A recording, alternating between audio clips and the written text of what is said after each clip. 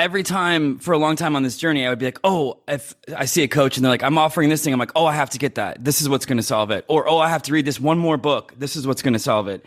And still do those things if it makes you happy. But I just think eventually you have to come to the realization that, like, let's go. You got this. No one is better than you. No one's more talented than you. Like, you have everything everybody else has. You're listening to Make Some Noise podcast, episode number 566 with guest Brendan Fitzgibbons.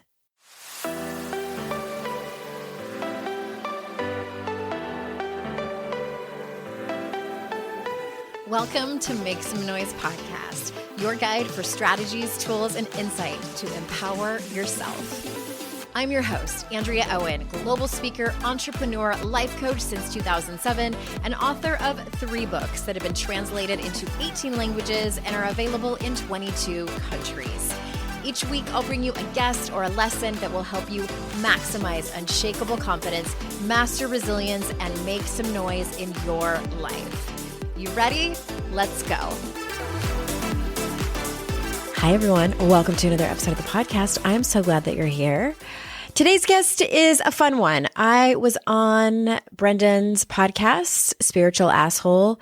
I feel like it was maybe last year. We'll put that link in the show notes. It was a great interview, I must say. It was one of my top 10, I think. And he's just so funny and smart. I knew I wanted to have him on. It's kind of a conversation about shit that matters with unqualified people. But I take it back. I feel like Brendan is a qualified people. So it isn't, and it isn't one of those episodes. It is more of an interview. At any rate, before we get into it, I wanted to mention a couple of things. Did you get my email about the survey? You didn't? Okay.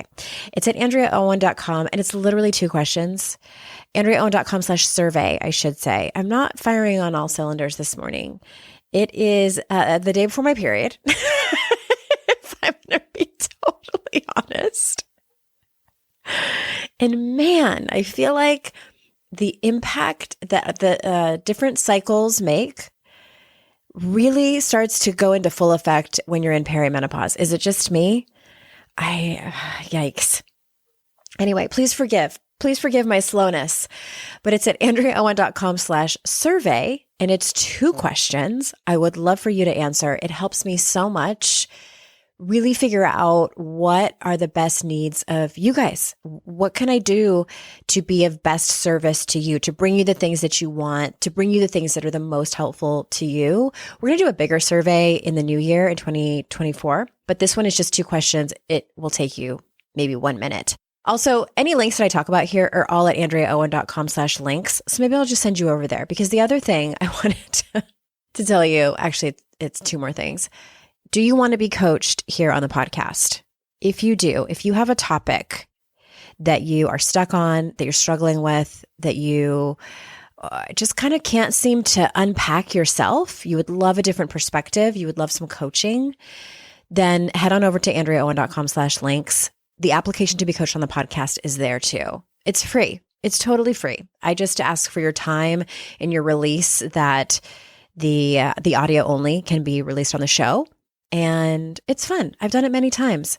And yeah, that's for you, andreaowen.com/links. The other thing is, do you remember when I was talking about going live on TikTok? And I was so excited for November 15th. And November 15th came. It was 6 p.m. Eastern time. I was even a few minutes early to go on TikTok live. I was ready. I had a topic at hand. I was going to teach on for a little bit. I was going to answer your questions. Other people had DM'd me on Instagram. They're like, oh, can't wait. And then TikTok, I pushed the button to go live, and they're like, we need to verify your identity to make sure you're over 18. I was like, okay, I'll put in my birthday. No, we want you to take a picture of your driver's license. I was like, oh crap. Okay, let me get that out. Then they wanted me to take a picture of me with the driver's license, but I got it backwards and I messed it up. And I took a picture of me with my driver's license in the picture when it was just supposed to be my driver's license. And then I was in such a hurry because at that point it was like 3 minutes after 6 and I don't like to be late to things, that I hit send. And as I hit send, I saw a third thing that they needed. They wanted me to write down this code.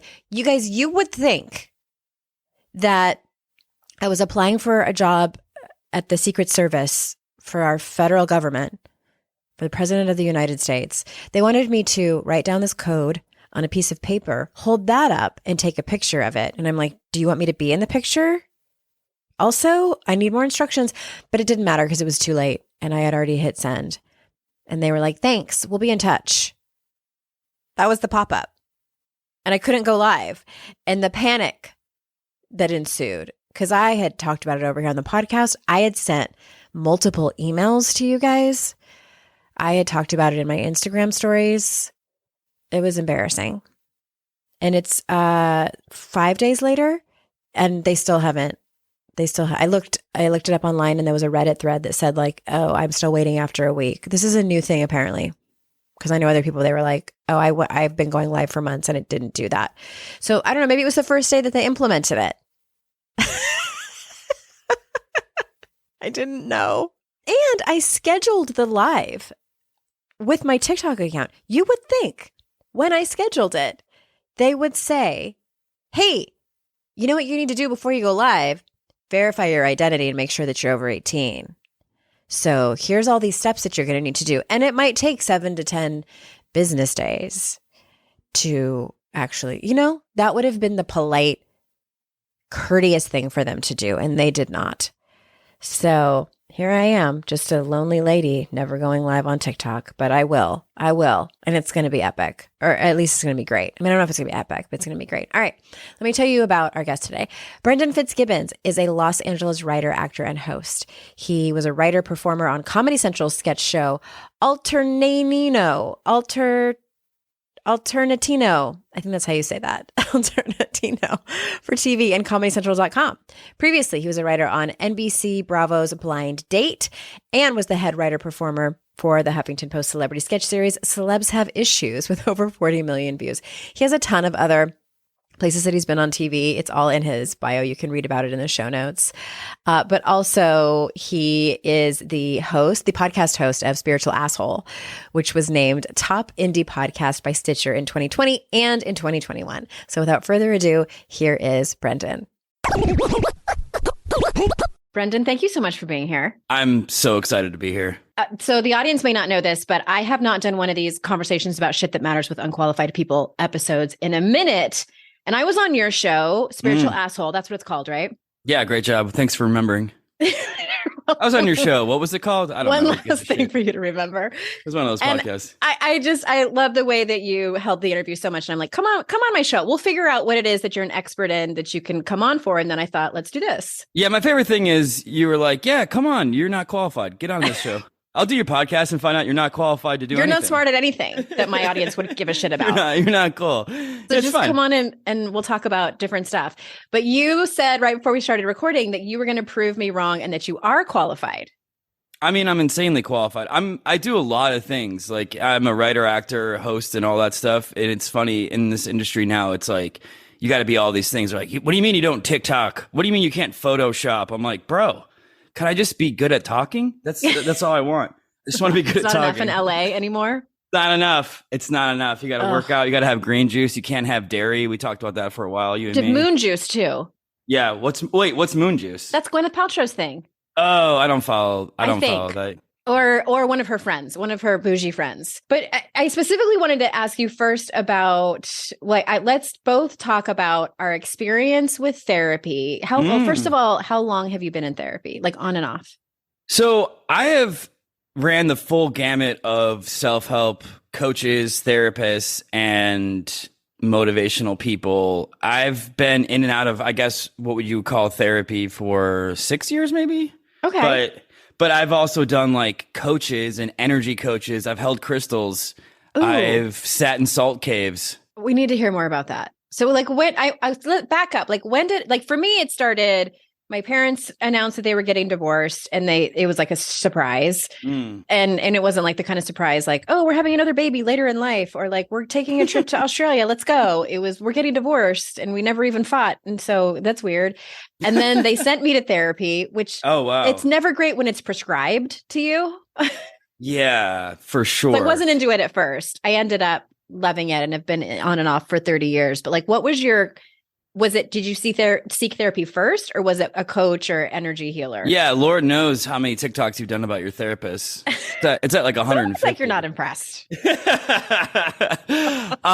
So I started off actually on the journey. I grew up really Catholic, which was fun. I still feel like I'm getting like exercising myself from that. I think I still need to see an exorcist and just getting it all out of me. And then I discovered The Secret in 2010, and that sort of changed. Didn't we all? I know. You were late to the party. I found it in 2007. What? Oh my Yeah. God. Maybe it was like 2009. So I was like, this is it. This is everything. I'm going to get a vision board. And so far, 2 of those things have come true. But you know what? It's going to happen. It's totally fine. What's time? Hey, what's time really, guys? It's Einstein fine. time. There is no such thing as time.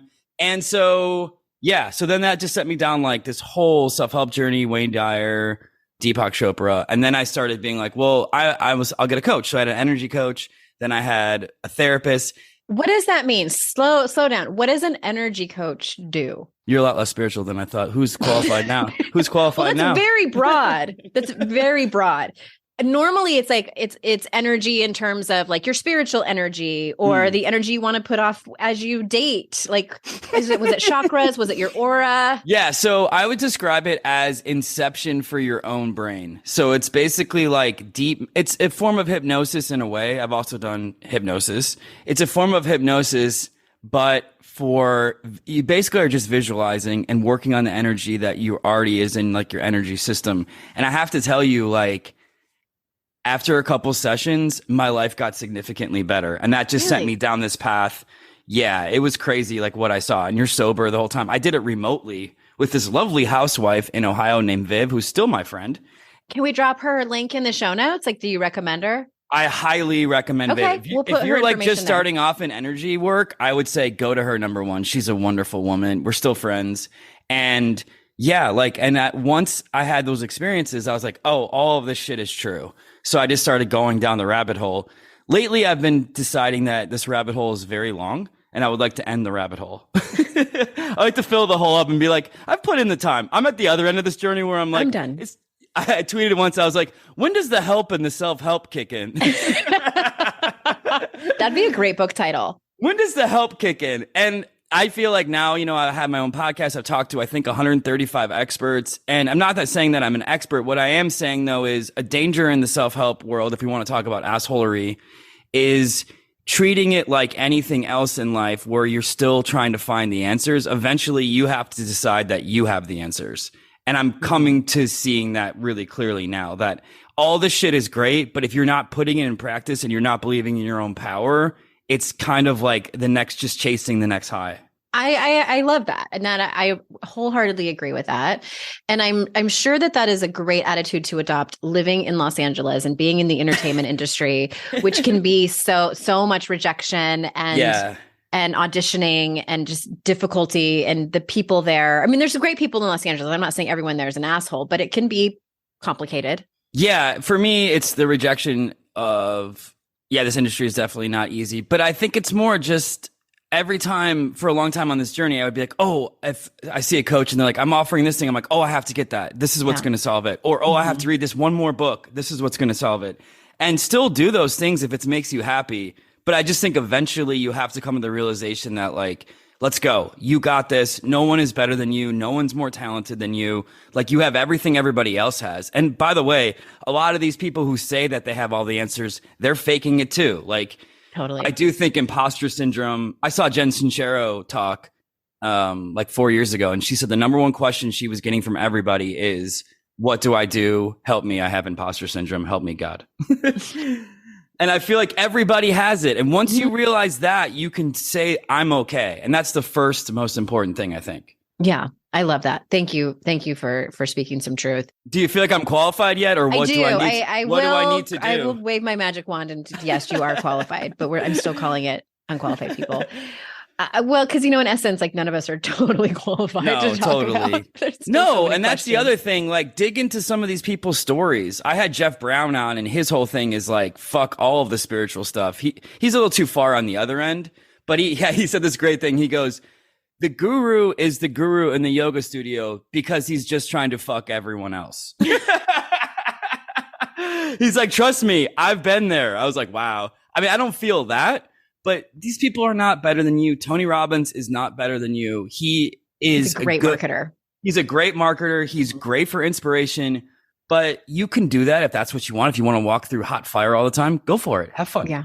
Yeah. And take people with you. Do you have any like weird or traumatizing experiences with coaches, healers, therapists? Yeah. So one of the things I wanted to talk to you about, I've had a ton of coaches, is remember when first of all, I highly recommend it. Any kind of coach, just because for accountability alone, and they'll make you believe in yourself, which is absolutely great. Yep. I agree with that. So it's about you. The first thing I would say is like interview them and make sure that it's a good fit. And I have found any coach that when you interview them, because most of them will give you like a free 15-minute consultation at the end. If they try to pressure you and they're like, well, you need to make a decision now. Ew, I'm always like, no, but I've had that happen to me a lot. That was being taught over, I think it got really, really big about 5 years ago. Like you'd have like a webinar. And then that would send people to a call, and it was a sales call, but they offered it as like an hour-long free coaching session, and it was high pressure at the very end. And I was like, absolutely not. I would never do that. Like and this may be bad sales tactic, but I'm like, yes, I do think I can help you, or no, I don't think I can help you. Here are my packages. Take as long as you need to decide.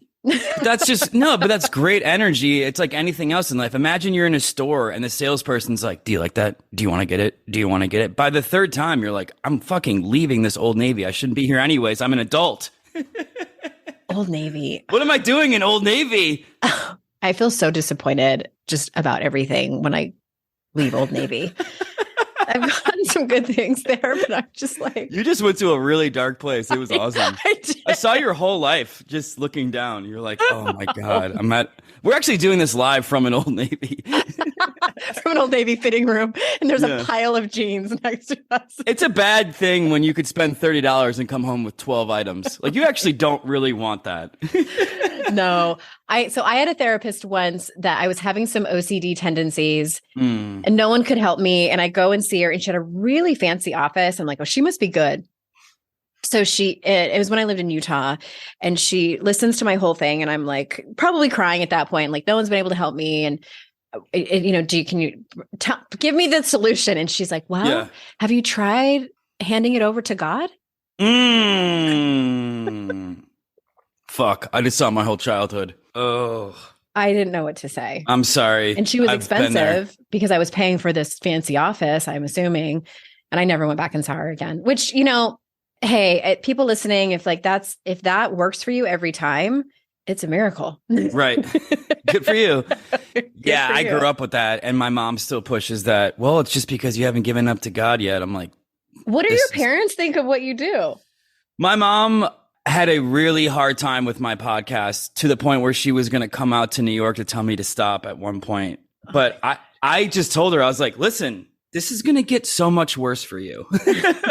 I had a woman on my podcast who does something called the pussy codes. I'm like, this is your worst nightmare. Who is that? I need to have her on my show. She's awesome. Oh shit, I forget her name. It was like a year and a half ago, but it's great. It's all about female empowerment, and she was awesome. Me doing Spiritual Asshole was kind of like my spiritual coming out of the closet, and it was actually good because it was the last straw where I was like, I no longer care what my parents think anymore. Ooh, I'm doing me.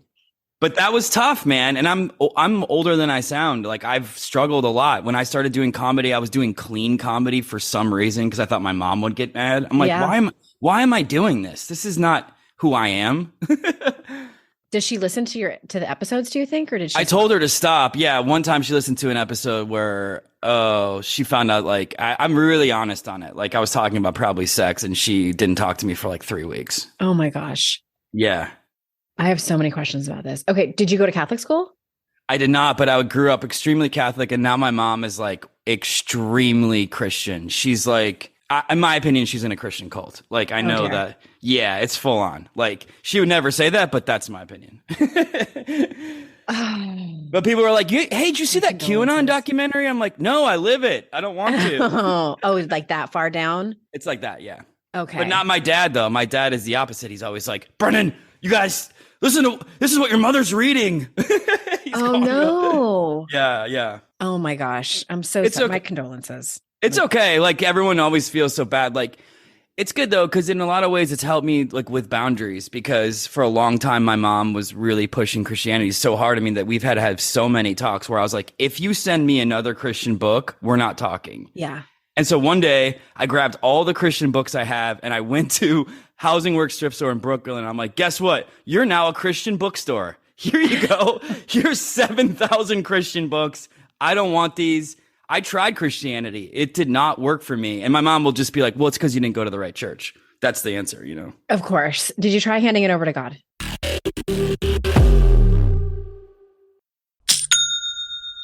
Shopify's already taken the cash register online, helping millions sell billions around the world. But did you know that Shopify can do the same thing at your retail store?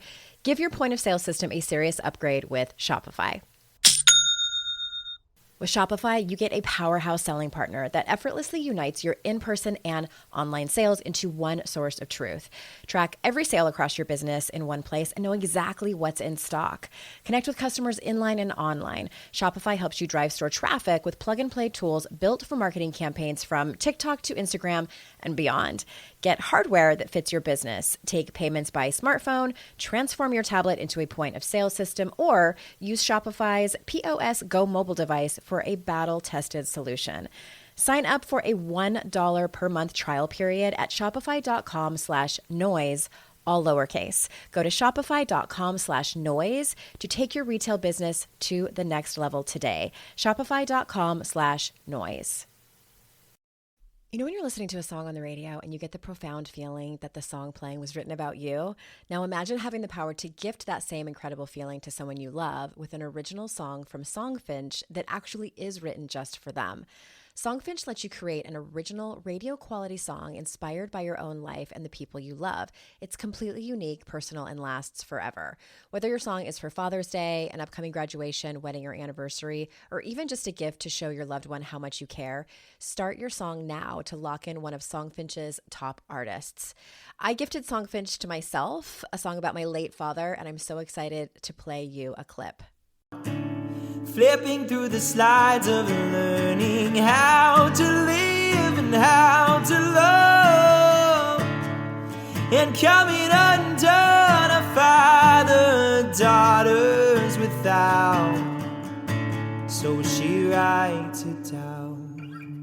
One of my clients heard about Songfinch from this podcast, and so she had a song created for her son who was graduating, and she told me that they both cried when she played it for him and that it exceeded her expectations. For a limited time, Songfinch is letting our listeners upload their song to Spotify for free, so you and the lucky person you gift it to can listen to it anywhere, anytime. Go to songfinch.com/noise and start your song. After you purchase, you'll be prompted to add Spotify streaming for your original song for free, a $50 value. Again, my URL is songfinch.com/noise. Don't forget to share your song with us too. songfinch.com/noise.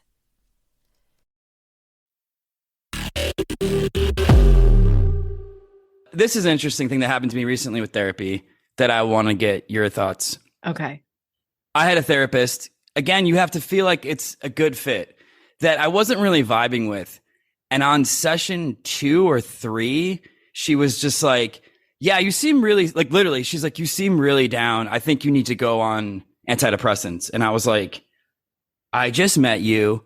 And I got really quiet for a long time. Then I'm like, no, I'm not doing that. I'm like, I'm here for productive things. I want to work on solutions. You don't know me. I'm not doing that. And then I let her go, and we never had another. This was this year. Wow, that's interesting. Like, well, I'm not a therapist, but it takes a long time for me to be with a client where I already know their history of like how they behave.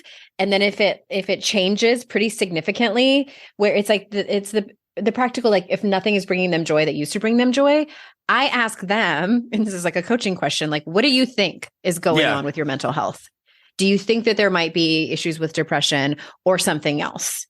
And see where it goes. Like, I would never tell someone, but I think therapy is a little bit different, but I do think that's pretty quick. I just think at a fundamental core, all of life is just a series of projections. And that sounds dark, but it's not. Like, my therapist was like, well, in 2008, the economy was really bad, so I had to switch professions and I went on antidepressants. literally the next session, she's like, have you thought about switching professions? And then she said, you should go on antidepressants. Think about when you go through a breakup, right? Okay, I want everyone to think about this. Talk to everybody. Ask them what their advice for you is or what they would do. It's all what they would do. Yeah. So it's like, it's all fine. But what really changed me was in college, someone was saying, we were talking about therapy, and they're like, I would trust an auto mechanic to talk to me about my car. I wouldn't trust an auto mechanic to talk to me about me. Just because they're a therapist, they're not a god. They don't know you. Mm-hmm. It can be very helpful, but it can also be dangerous when someone's like, yeah, you should go on antidepressants. Because I was like, oh, do I need to do that? And I'm like, no. Not that there's anything wrong with that. I'm not shaming people, but it's scary when somebody has authority tells you something, you know? And sometimes life is just sad, you know, especially when you leave an Old Navy. Sometimes life is just sad. 1 star. Is it true? Like, how much truth is there that comedians are the most fucked up people of like any profession?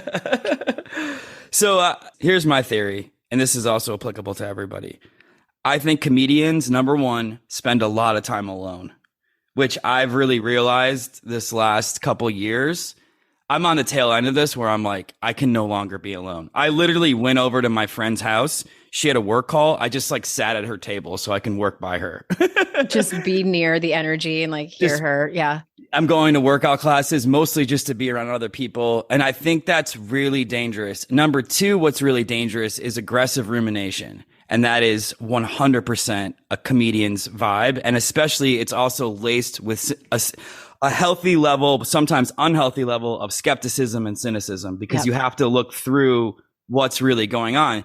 So you couple all that shit, it can be extremely toxic. And so it's great if you regulate it, if you have a community, but if you're alone, and if you look at any comedian who was really sad, it's mostly because they were alone. It's mostly because, you spend a lot of time in your mind. Well, and the rumination is like they're trying to come up with jokes and bits and things like that, right? Yeah, I had this great happiness professor on my podcast, and I was like, what's the number one happiness killer? And I was like, don't say rumination. Don't say rumination. Don't say using humor is. She's like, oh, rumination. I was like, no. Literally, she's the number one happiness killer is rumination. I personally feel, and I'd love to know what you think about this, because I think you're on a similar vibe, maybe not. People who are very analytical, or what I call deep divers, they go in. They think they're deep people, tend to be the saddest people that I know, because, and I'm counting myself, I don't think I'm that sad, but like, because on the other side of like really deep rumination sometimes can be some darkness. My short answer is yes. But in my experience, and maybe this is just kind of like an offshoot or ancillary piece of that, is yes. And my sort of brand of that sadness is like deep, deep loneliness. And I think it comes from like being such an extrovert. Like I have always been that way. I love people. I would be the person who goes and like, just like is around people because I want to feel their energy and hear people talk and laugh and do all these things.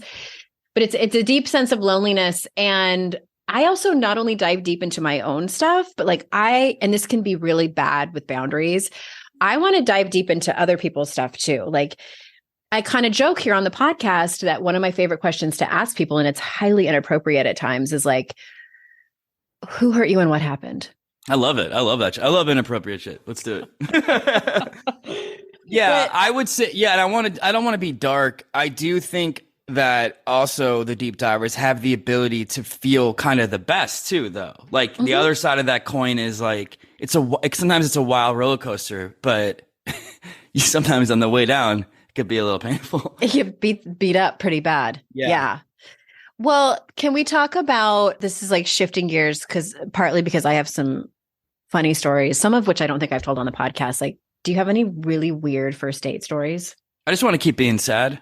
Let's go to Old Navy. Let's go to Old Navy. Talk about rock bottom. Talk about bottom of the roller coaster. I hope I don't get any emails or DMs about how much people love Old Navy. Like, I do have some pieces in my closet from Old Navy, guys. No, I do too. Get out of here.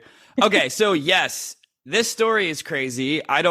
It's long, so I got to figure out how to condense it. I was on a Bravo reality show. Oh my gosh, which one? It's called Love Broker. It came out in like 2012. Okay. And it was a psychotic, insane. I'm still like, did that happen? It Was it like a dating show? Crazy. So I was like young in my comedy career.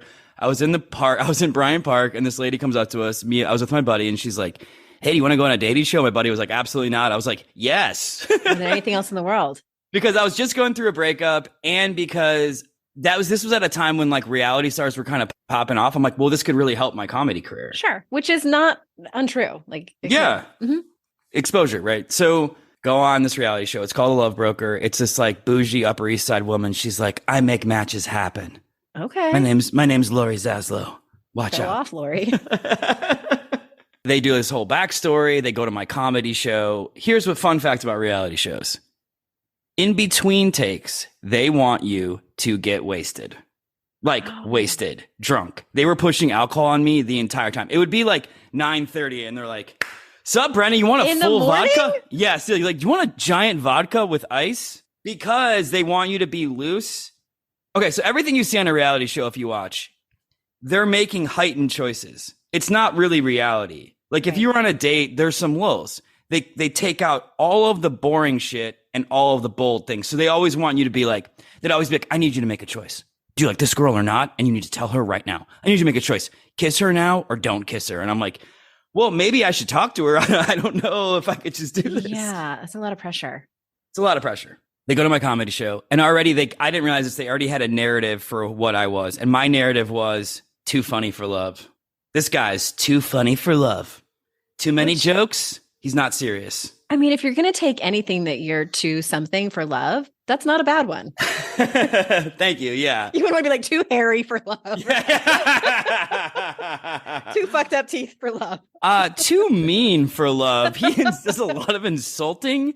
I didn't know this. They filmed 25 minutes of my stand-up show that I ran. This is also an amazing story. So, okay, we bring all these people to my comedy show. We did put it out on Craigslist. So there was like kind of some sketchy people that showed up. Oh my God. Yeah. But get this. Anytime you use Craigslist in a story, it's like, oh, this is only going downhill. Sketchy as fuck. So it's so funny. Bravo starts moving all the sketchy people to the back. Okay. Before we start shooting, the host of my show, my friend Kyle, gets on this. They're filming this. He goes, "What's up, guys? Thanks for coming out. Yo, how racist is Bravo?" It was awesome. Even Bravo was like, "Oh, fuck, we're busted." Okay, so they do 25 minutes. They take one joke from my set. The only dirty joke I told about masturbating. Mm-hmm. And then they aired that. My mom didn't talk to me for an entire weekend. Damn it. An entire weekend. She told me I let down the whole family because I told a masturbation joke. So they're like, okay, we're ready for your first date. So they match you on with this girl. We go to Bullmore Lanes in Times Square. Again, I'm kind of drinking. Her name's Caroline. Right before Caroline comes, they go, "Hey, Brendan, just so you know, Caroline's dad is dying of cancer and she's flying to St. Louis tonight. So just so you know." And I was like, what? Oh my. And so you have never met this woman yet. I have right? never met this woman. I was like, in my mind, I'm like, why is she even here? So this, of course, none of this made the show at all. Not even like messaging back and forth on a dating app where one person eventually stops responding. You got to think about this is almost pre-dating apps. So I've never met this woman. I have no idea. She was really pretty and like I don't want to say we hit it off because her mind was somewhere else, but I would have liked to have seen her again. And so we go on this date and we're kind of having fun. But every time they cut, I'm like, "Are you okay? Like, is this going okay?" They kept having me hit this gong. They're like, "Brendan, go hit the gong. It's in the bowling alley." And of course, when you see the episode, it's just like Caroline saying a couple things to me and then me being like, "Hold on." And I'm just hitting this gong. What was the representation of the gong? Brendan's too funny for love. He can't be serious. So he's always dicking around. Okay. Oh my God. Yeah. But then like the whole time I'm like on 3 drinks and I'm like, oh, you like start to not even realize, like, I was like, is this even real? Like, what's going on? Is this like is this the Truman Show? Yeah. I'm like, who am I? We have this date. I hit up Bravo. I was like, can I contact her? Because I was like, I want to know if she's okay. They're like, no. So I have no idea what happened to this woman. I have no clue like what happened with her dad. And they're like, okay, good news. This date didn't go well because whatever on the show, they're like, too funny, but Lori's got someone else. So I went on a second date with somebody. And that was better. I got to kiss her. But, oh, this is a funny thing. So one of the things they did, they had me go to Madison Square Park to like size up girls. And like we'd see girls walking by and Lori would be like, what's your type? And Lori was saying some like dirty stuff. This is 2012. Yeah. But I kept diverting it. So she's like, well, yo, what do you think of her ass? I was like, well, she has a suitcase. And that means that she's not really ready for commitment. She's always leaving. Because I'm like, I'm not going to be the douchebag who's like, yeah. But they want you to do. Did they leave in any of those jokes? Yeah, the suitcase joke is in there for sure. Okay. So if Caroline is listening. Yeah, Caroline, I'm sorry. She might listen to my show.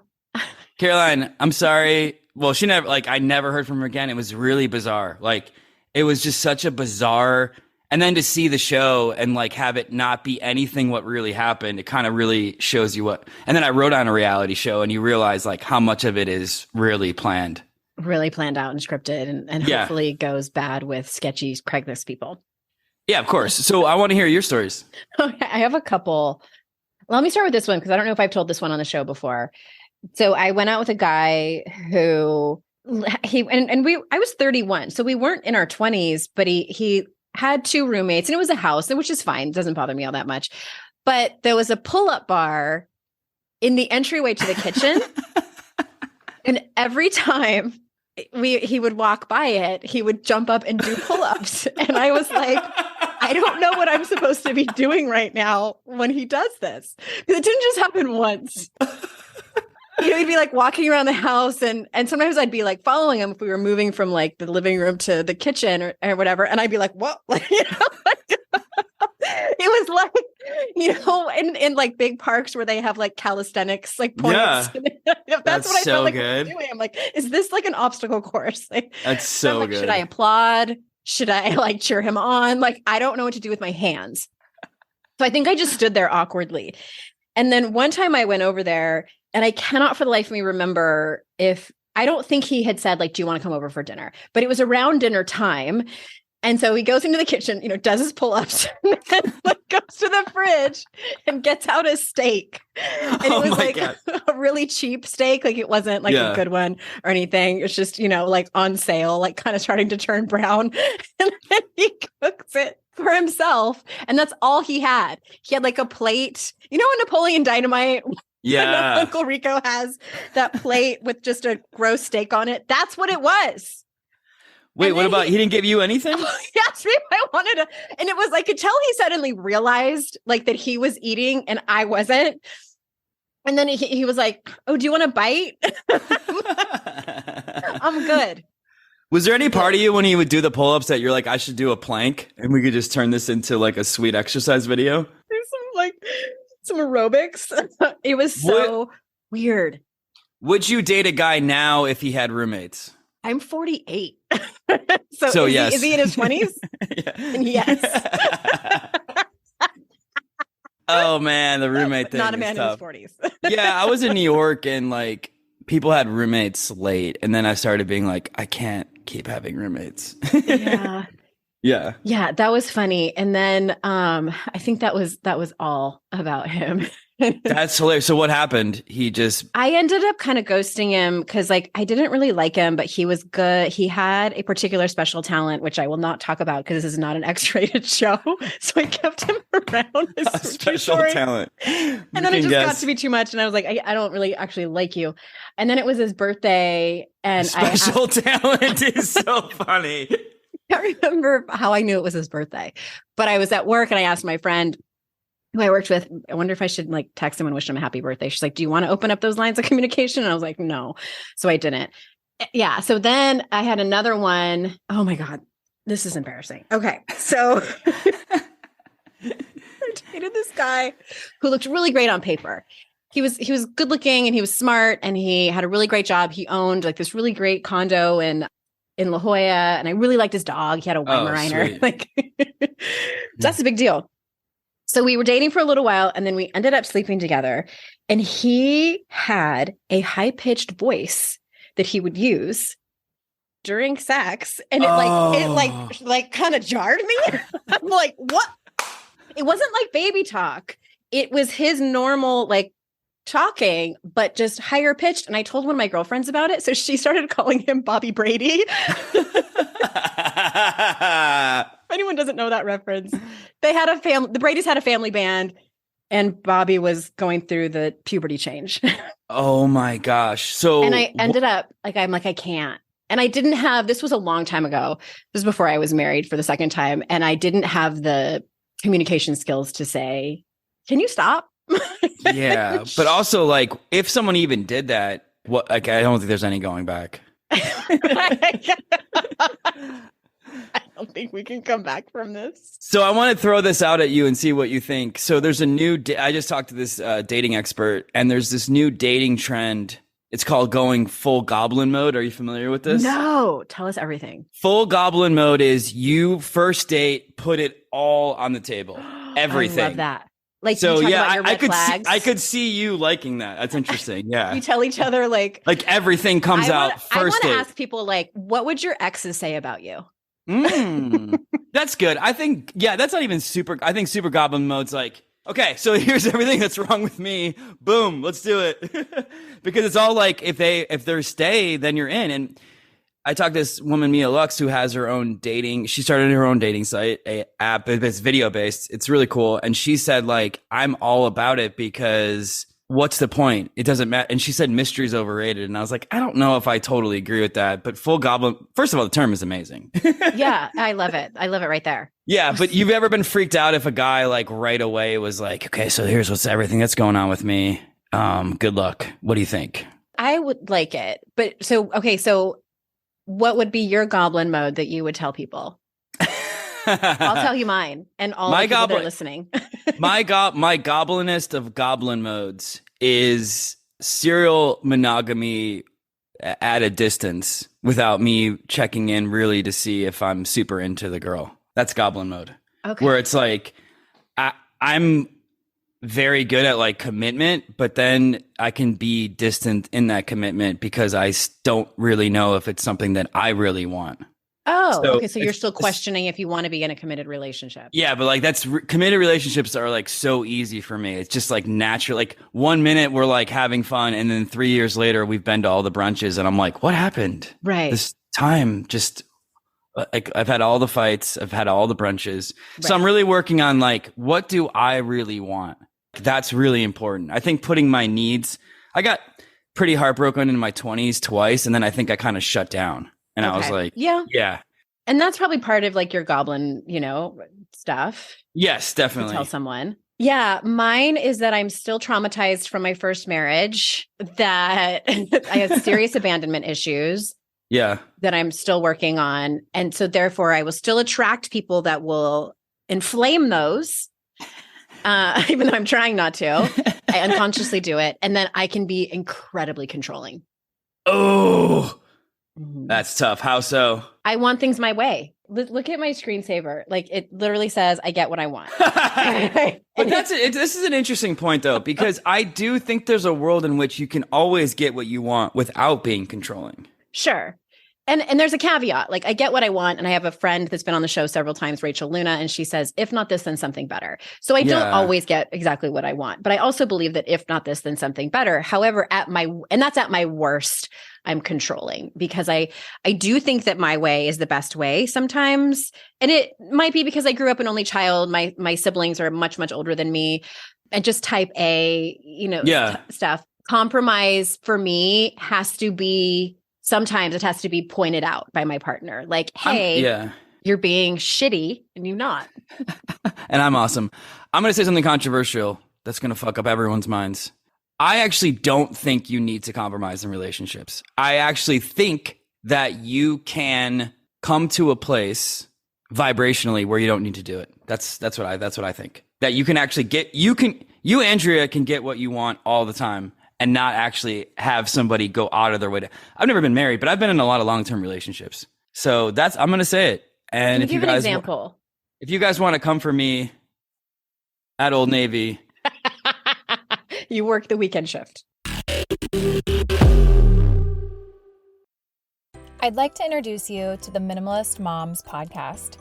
It's hard enough being a mom, and the last thing you need is stress from too much stuff and an overcrowded schedule. For too long, I lived with the mindset that bigger was better, and the more I added to my life, instead of feeling better, I felt overwhelmed. It was time for a radical new mindset. Less is more. I'm not into extremes. I didn't throw everything away. My brand of minimalism is more about adding than subtracting. Get rid of the excess to make room for what you love. In other words, it's about living life with purpose. I hope you'll listen in, and my guest and myself can inspire you to think more and do with less. The Minimalist Moms Podcast, available wherever you listen to podcasts.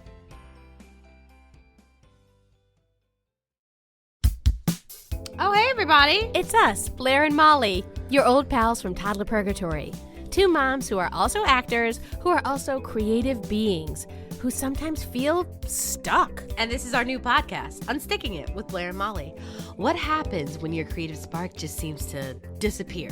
Gone. Poof. Bye. See ya. What happens when life gets in the way of your creativity instead of nourishing it? That's what happened to Molly and me. We felt like the thing that drove us creatively stopped working, and impending doom had in fact impended. Totally. So we decided to do something about it. And that was steal ideas about getting unstuck from the most creative people we can find. We talk to guests about how to break through the mucky, gluey, sticky wall that can get between you and your creativity. We hear about their journeys, their successes, their challenges, and even their bougie coffee shop orders. And we're not just talking Bob Ross type paint on paper artists here, though we talk to them too. We're talking to actors, creative directors, dancers, and people who are working hard to be their best creative selves in a world that can sometimes feel real uncreative. We all have something to teach each other, so let's steal their ideas together. Join us, won't you, as we deep dive into how to unstick ourselves from the life gunk that can get in the way of our creative freedom. Pandemics, school calendars, world events, lack of sleep. Oh, get out of their life gunk. And let's get back to your best creative self. Subscribe to Unsticking It with Blair and Molly. You're not going to want to miss an episode. Unsticking It with Blair and Molly, because sometimes life sucks. Unsticking it.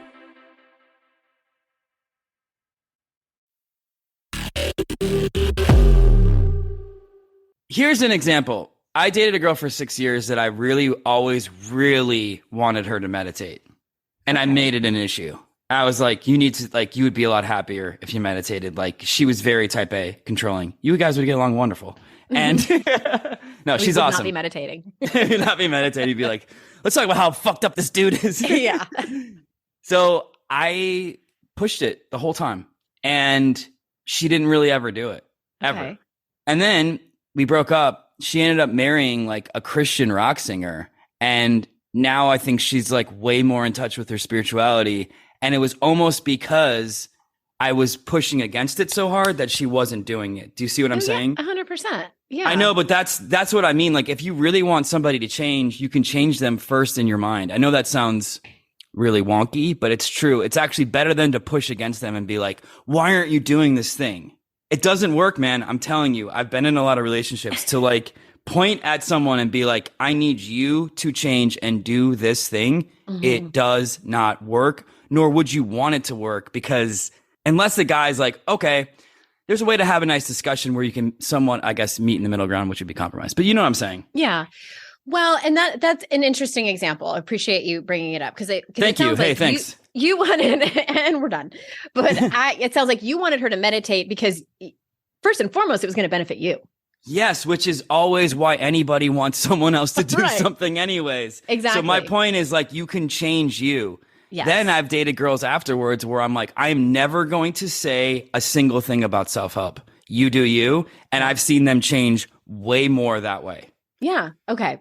Way more. The type of controlling that I would do is trying to get my needs met. So for instance, my ex would never like plan fun quality time for us to be together. It was always about his family. We were always hanging out with his family. And I loved those people, but I also wanted to spend time with him. So it was this constant fight that we would have. I would get angry because it would be, like, oh, he's going out with his friends again, or there's another birthday party with all these people. And so what I was trying to control was his schedule, and his extracurricular activities. And I wanted it my way, but it really wasn't about that. It was just like, I wanted him to fucking pay attention to me. Like, that's what it was. And so it took me a long time to realize, like, well, and I talk about this on the show. It's like, it's usually never about the thing that we want. Yes. It's the feeling or experience that we think we're going to get from it.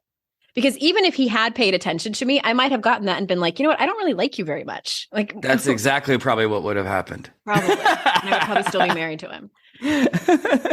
Control also is just one of those things. It's an illusion. It's like, because we can't control other things. Like I couldn't control my emotions. I couldn't control my daddy issues and stuff. So I wanted to control things like schedules. Yeah. Well, I feel like that's how people become like neat freaks and all that stuff and like always be cleaning.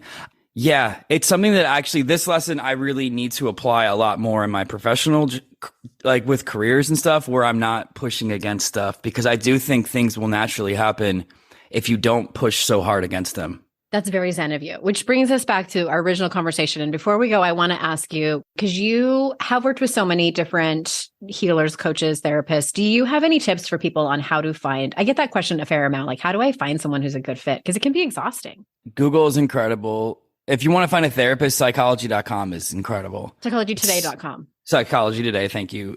But if you want to find a coach, I would, especially if you've like, they're on so many podcasts, I would go to their site. I would read reviews. I would make sure you get that 15 to 20 minute consultation and ask them a series of questions. And in a way, it is like dating. I recently did something called the emotion code. It was a different kind of modality about releasing trapped emotions. This famous chiropractor wrote this book 30 years ago about it. And now people practice. And I had two people I interviewed to work with. And the first guy was like, this is just not a match. He was like 75 and I just wasn't feeling at all on the same level. And you're under no obligation. You're like, okay, thanks. That was great. So I think read the reviews. For me, it was always like, which people's clients got the most results that I was looking for. So if you're looking for love and you're this coach, you like read all these reviews and people are like, I found my significant other, or like my ex came back, whatever you want. And they all have like similar experiences. I would say hire that person, make it worth it for you, Yeah, I like that. And another question you might want to ask is like, would they be able to share, obviously they can't release details, but like a client where it didn't work out and they weren't able to help them, and what were the circumstances surrounding it? Yeah, that's really cool. I had the best manifestation coach ever. Her name's Juliet Christine. She's in Australia, and she's going to do my podcast at some point. And she has a whole Facebook group where people post their wins. And it's just like really inspiring. Like I was like, oh, this is awesome. And then it makes you feel like, well, of course it can happen for me, Yeah. I actually, just to real quick go back, I found The Secret. So the book had been out for a while, but it had just come out on DVD. Oh yeah. In 2007. And it was perfect. The timing was so amazing because my life had just completely fallen apart. This is post which first marriage? It was after my first marriage. Okay. And the fake cancer guy and everything. So it was after that. And then didn't I talk about that on your show? Yeah. Okay. And I like on my podcast too, you're like, everyone knows this story. Everyone. This is old news, Andrea. But that movie came out and I was like, this is it. Yeah. And it actually, at the time, it worked. And I always want to say this about the law of attraction. I think it is just riddled with privilege. I think it's just something that has to be named. Like, of course, it's easier for people to manifest things who have like better resources and better connections and aren't a part of a marginalized community. But I think there's some great things to be said about it. And I want to know what the two things are that came true on your vision board. Do you remember? I mean, moving to LA and it being really good. My story coming out here was awesome. And I also just I really wanted to do mocap video games for this very famous video game company where you put on the whole suit, you got the little balls and you like act act in the video games. Yeah, I can't talk about the company because they had to sign 900 NDAs, but it came true last year and it was incredible. Congratulations. And it was like the best day of my life. It was so much fun. Did you actually have a picture of that on your vision board? I had a literal booked jobs name of the company. Wow. Yeah, I think that all of my stuff is going to come true. It's just taking a lot longer than I would have liked. You need to have a screensaver that says, I get what I want. I get what I want. I control who I want. You're all under my rule. You're all under my power. They're all under my power and they all do pull-ups in the kitchen. It's such a good story. That's great. Those are my, I have one more really quick that I wrote about this in one of my books, but you don't know this one, Brendan. I went on a first date with someone and we'd been talking for a long time, like on the phone and via email. He was a cop, which should have been my first red flag. And we're at dinner and he was super funny, so funny. And he's telling this riveting, funny story. And I'm like leaning in like, oh my gosh, I cannot wait to hear the punchline of this story. And he says the punchline. And I exclaimed, as one does when they hear something really, really funny, like they can't believe. I said, shut the fuck up. And he said, it was like this long, uncomfortable pause. And he goes, you are too sweet and pretty to use that kind of language. I was like, this motherfucker just shamed me. And I was in that place of like, not like now it would have been hilarious what I would have said. Oh, but yeah. I didn't say anything. And yeah, that was bad. People who don't like swearing, I'm like, oh, now I really have to swear around you. It is nothing. It means nothing. It's fine. Oh, I'm so glad I dodged that bullet. Ugh. Okay. How, did you go out? Did you keep going out with him? I did. I slept with him. Oh, man. It was terrible sex. The whole time were you like, shut the fuck up? Yeah, you should have. Oh, my God. When he shamed your swearing, I'm sure that guy would be a blast. It was so bad. It was so bad. And then he just like rolled over and turned golf on. And I was like, get me out of here. Oh, my God. And he's like, are you mad about that? And I'm like, I'm mad about so many things, but I have to go. And shut the fuck up. Oh, I looked him up recently because he then slid into my DMs a couple years later on Facebook. I was like, classic. But because I was telling the story on another show, I looked him up online and I was like all mad. And then he works at a different police department, but still in Los Angeles. I won't say where. And I saw a picture of him and I was like, oh, yeah, that's why I slept with him. He was pretty cute. Like, still pretty good looking in his late 40s. Okay, that was good move. Good move. Yeah, good call. Okay, that's fine. That's great. Okay, where can people go to find you? Obviously, your podcast, Spiritual Asshole. We'll put that link in the show notes. Where else? On Instagram at _Brendan Fitzgibbons, Spiritual Asshole Podcast. I'm always making videos on Instagram and TikTok. Which are so funny, I will say. I love Thank you. Yeah, I have some coming out that I'm really excited about. So, and then, yeah, like I'm always making stuff, working on pitching shows, all the things. So check me out. Awesome. Thank you so much. We'll have all those links in the show notes. Everyone, thank you so much for being here and for listening. I appreciate your time. And remember, it's our life's journey to make ourselves better humans and our life's responsibility to make the world a better place.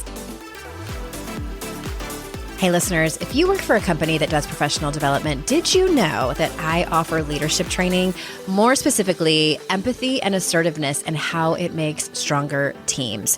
You can see more on my speaking page at andreaowen.com/speaking, where there's also a contact button there so you can fill out that form and let's chat.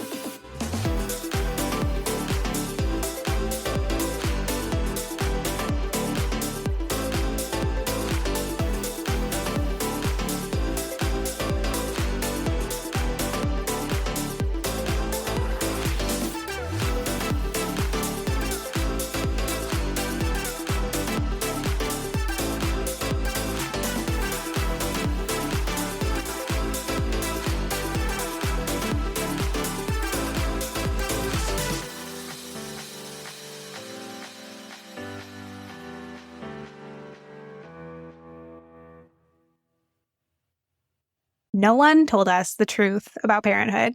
Why? This is the podcast everyone needed before they had kids because now that those little ones are here, there is a lot to unpack. I'm Rachel Shepardota, and I am your host for the podcast No One Told Us, where we tell the truth about parenting and let you in on all the stuff you really should have known about before having kids. I am the founder of Hey Sleepy Baby, but this podcast is so much more than sleep. We'll be diving into all the topics that you really care about and need to know while you do your best job raising those adorable, tiny humans. Our goal is to just make you feel less alone and less overwhelmed. There are so many things that no one tells us before becoming a parent, and I think that we should really pull back the curtain on becoming a first-time or second-time mom or dad to share the good, the bad, and the ugly. We'll have a little education, a little fun, and a whole lot of heart that goes into each and every episode. So join me and our amazing guests each week to hear us talk about what no one told us.